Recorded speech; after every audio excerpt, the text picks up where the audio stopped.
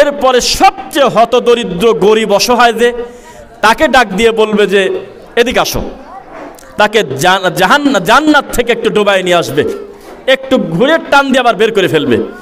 বলবে যে তুমি দুনিয়াতে কি কোনো কষ্ট ছিলে, কষ্ট পাইছো?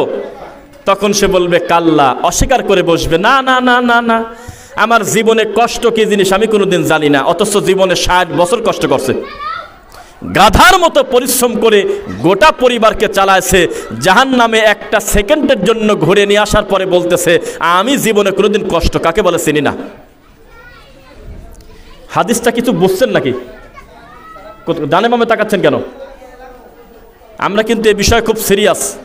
আমাদের বক্তব্য 1 সেকেন্ড এদিক সেদিক যাওয়া যাবে না। ওই বেদাতি হুজুরের মতো 2.5 ঘন্টা হু হু করে কাঁদাকাটি করে কাকার গল্প, দাদার গল্প, সাপের গল্প, ব্যাঙের গল্প, কুকুরের গল্প বলে এ জাতির কোনো কল্যাণ করা যাবে না। যাবে কি?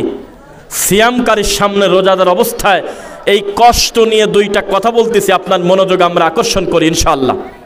বোঝা যাচ্ছে কথা? যে কথা বলতেছিলাম, আল্লাহ সুবহানাহু ওয়া তাআলার কাছে আমাদের দাঁড়াতে হবে কিনা? দাঁড়াতে হবে, হবে। তো এই বিশ্বাসটা যদি আমাদের ভিতরে থাকে যে আল্লাহর সামনে আমাকে দাঁড়াতে হবে, সেই মানুষ কি অপরাধ করতে পারবে, অন্যায় করতে পারবে? তাহলে আরেকটা হাদিস বলি জাহান্নামকে নিয়ে, শুনবেন তো ইনশাআল্লাহ। জাহান্নামকে আমার আল্লাহ শিকল দিয়ে টেনে কাছাকাছি নিয়ে আসবে, বিচারের মাঠে উপস্থিত করবে। সে জাহান্নামটা কত বড় এটা কি শোনার দরকার আছে কিনা? যেই শিকল দিয়ে টানবে সেই শিকলটা কত বড়? 70,000 ফেরেশতা 70,000 বছর ধরে টেনে জাহান্নামকে নিয়ে আসবে। কি বুঝলেন বলেন? কত বড় জাহান্নাম!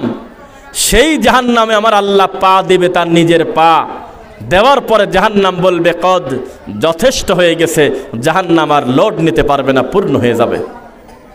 এই জাহান্নামের আগুন নিভানোর জন্য নবী সাল্লাল্লাহু আলাইহি সাল্লাম বলেছেন ইত্তাকুন নার, জাহান্নামের আগুনকে ভয় করো, জাহান্নাম থেকে বেঁচে থাকো। ওয়ালাউ বিশিক্কি তামরা, যদি একটা খেজুরের অর্ধেক যদি সাদাকা করে হয় তবুও তা করো। এই হাদিসের উপরে আমল করতে আপনারা প্রস্তুত আছেন তো? আছেন তো নাকি?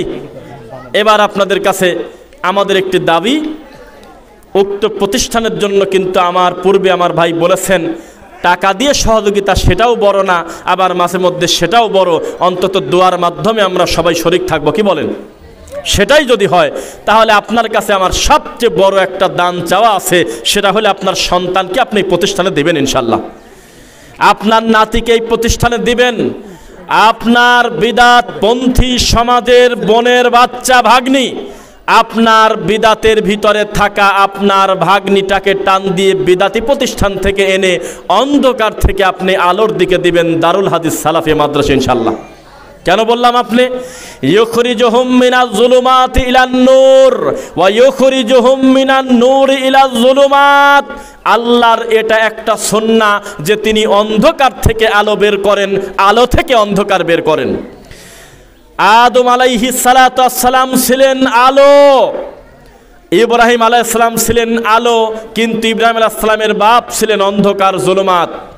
নূহ আলাইহিস সালাম ছিলেন আলো, নূহ আলাইহিস সালামের বউ ছিলেন অন্ধকার। এইভাবে আল্লাহ অন্ধকার থেকে আলো বের করে, আলো থেকে আবার অন্ধকার বের করে।